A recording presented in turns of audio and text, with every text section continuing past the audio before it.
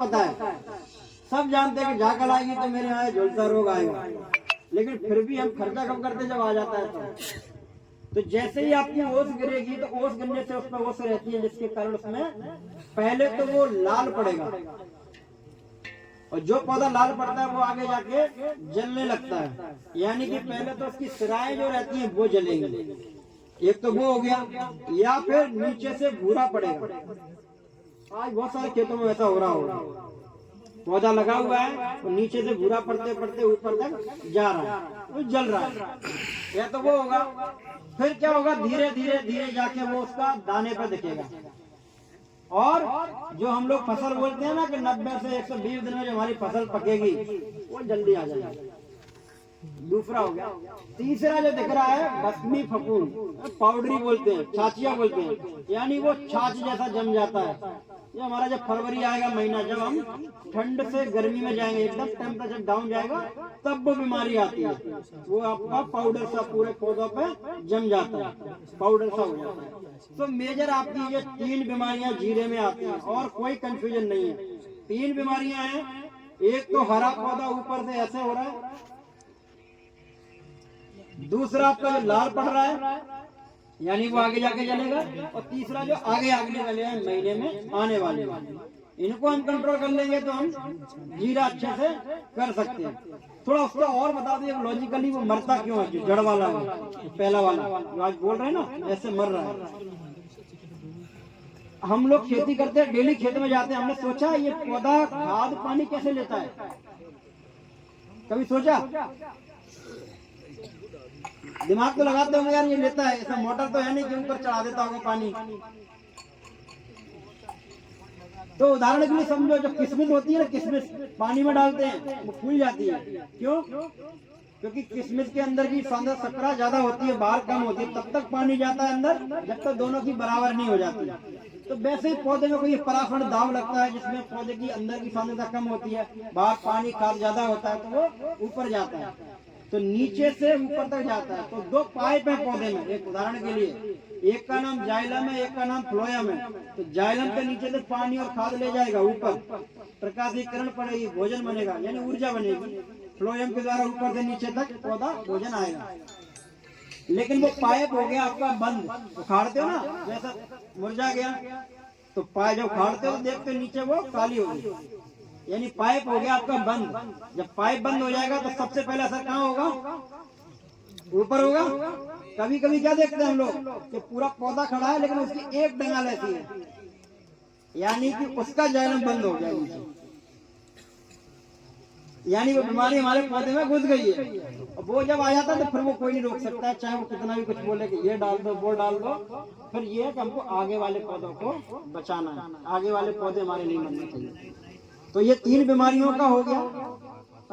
आगे बढ़ाना मुकेश,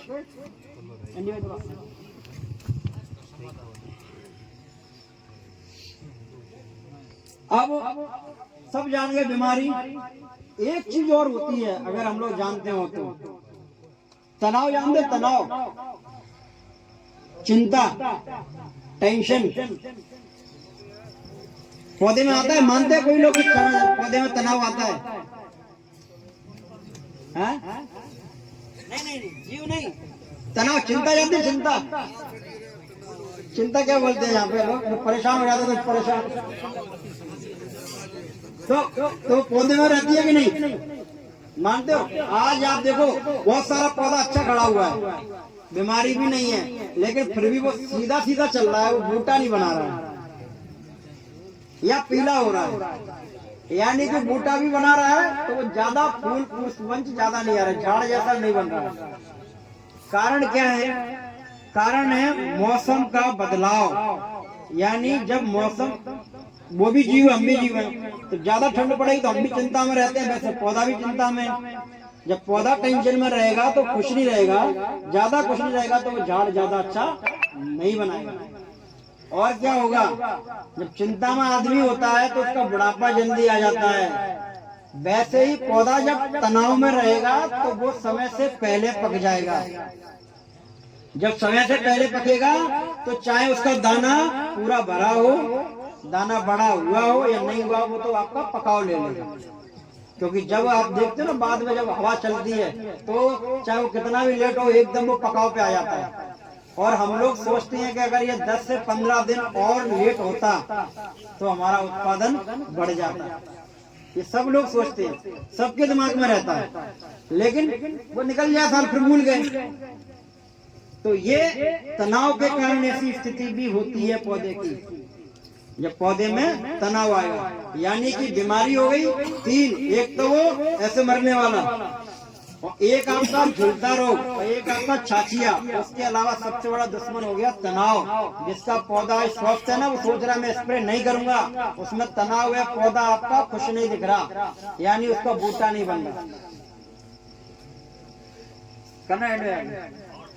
तो उससे बहुत सारा नुकसान होता है। मतलब कि तनाव के कारण नुकसान क्या होगा, आपके पुष्पवंश ज्यादा नहीं बनेंगे, उसमें दाना ज्यादा नहीं आएगा, दाने में पानी सा रह जाएगा, दाना सही परिपक्व होगा नहीं, दाना बड़ा नहीं बनेगा।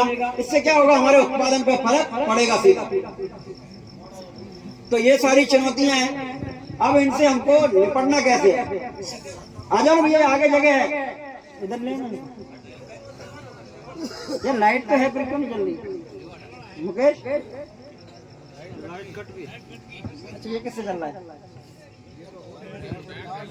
आजा आजा भैया, इधर ही आगे निकला ना, आजा इधर आगे, इधर निकला, बहुत आगे जगह। प्रद्युमन लेके हम।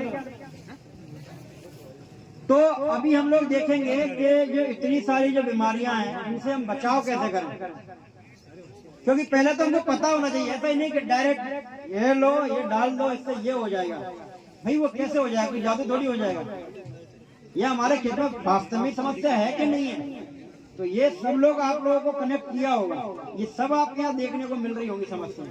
कोई नई बात नहीं बता रहा हूँ, ये सब लोगों के यहाँ हो रहा है।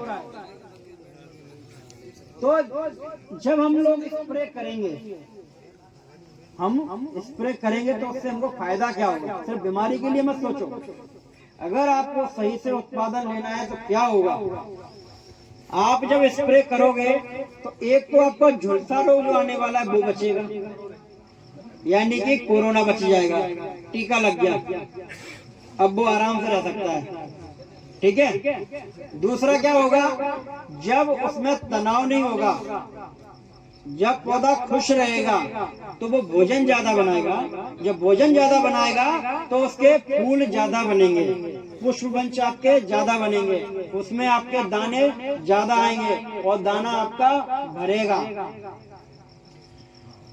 दूसरा क्या रहेगा, जब दाना ज्यादा आएगा, पुष्पवंश ज्यादा बनेंगे तो हमारा उत्पादन बढ़ेगा और जीरे की क्वालिटी आएगी। नहीं, जीरा तो हम 1 कुंटल निकाल लेते हैं, लेकिन जब मंडी में लेके जाते हैं 2 से 3 हजार हमारा कम ही बिकता है, क्योंकि आधा तो उसमें जला रहता है, काला पड़ा रहता है। तो आज सब प्रोग्रेसिव फार्मर है यार, 100-100, 200-200 बीघा वाले, 40-40 बीघा वाले किसान है। तो क्वालिटी आप लोग नहीं दोगे तो कौन देगा। पूरी दुनिया को जीरा खिला रहे हैं आप लोग, तो कम से कम क्वालिटी तो उसकी अच्छी बननी चाहिए। आगे नहीं आगे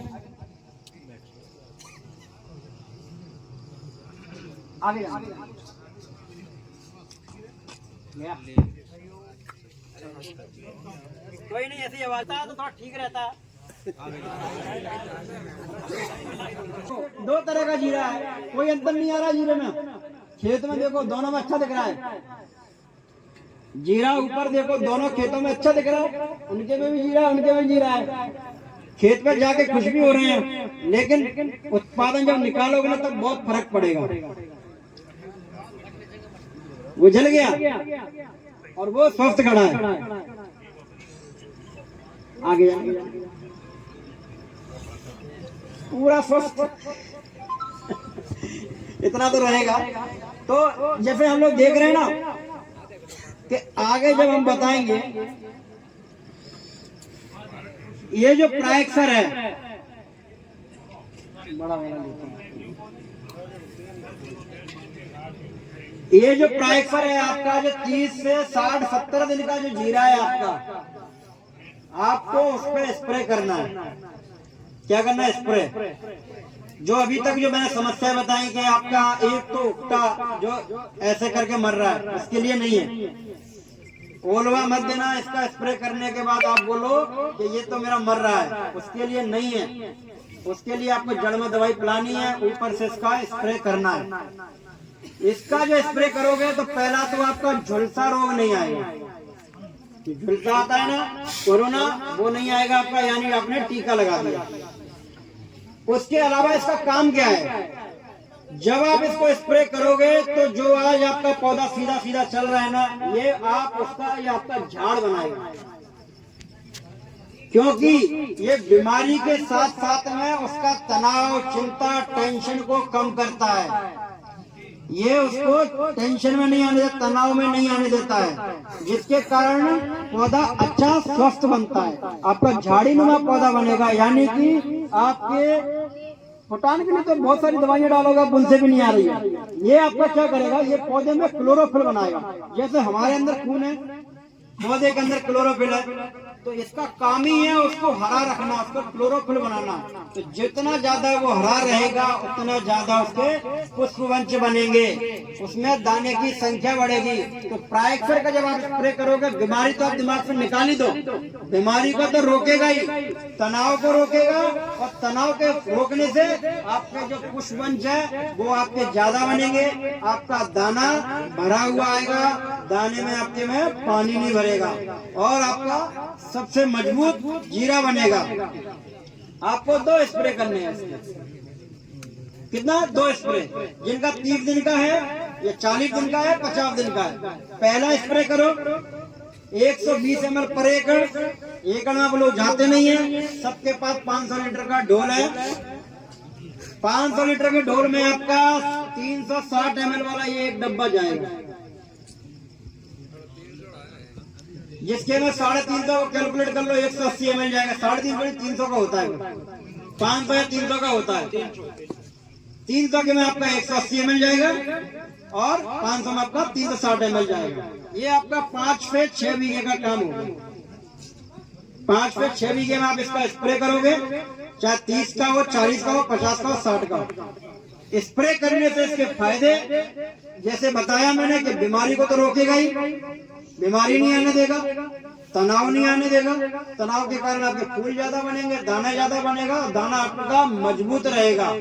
और इसका सबसे बड़ा काम क्या है, जो आज सब लोग झेलते हो, कि जब वो हवा चलती है ना, तो जीरा आपका एकदम पक जाता है।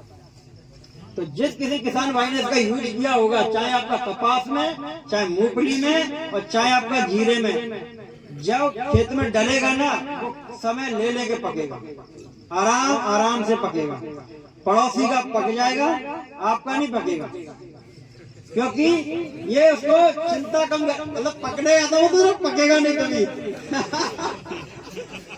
मतलब कि ये आपका आराम आराम से पकेगा। जब झोला चलता है ना, झोला बोलते हैं, जब झोला चलता है तो फसल एकदम उठाव पे आ जाती है। क्यों? क्योंकि पौधा पहले ही चिंता में है, और झोला चल गया तो वो समय जल्दी ले लिया आपने, वो पक गया। तो ये स्प्रे करने से आपका सही समय पे वो आराम आराम से समय लेके पकेगा, जिससे आपका उत्पादन बढ़ेगा। ये उत्पादन का तरक्की का मीटर है। अगर खेत में उत्पादन बढ़ाना चाहते हो, तरक्की का मीटर है ये आपका प्राइक्सर, दिमाग में बिठा के जाना है। बाकी तो आप लोग बहुत सालों से कर ही रहे हो, प्राइक्सर है, कैब्रोडोप है, सब लोग जानकारी है उसके बारे में।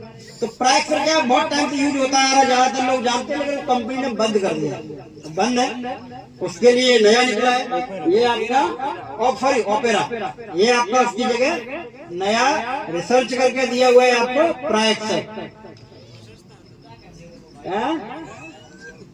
ये भी कोई महंगा नहीं है। अरे आपने देखा कहाँ है रिजल्ट, लड्डू खाओगे तो समझ में आएगा, अभी तो ऐसे बोल दिया आपने।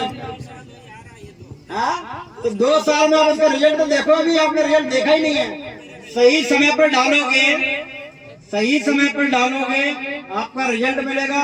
और फिर कोई ऐसी चीज होती है जो महंगी चीज है वो उससे खराब निकले, क्या कंपनी अभी चीज बनाएगी? मतलब उससे महंगा निकाला है तो क्या कंपनी उससे हल्का निकालेगी? क्या कंपनी एक ही है?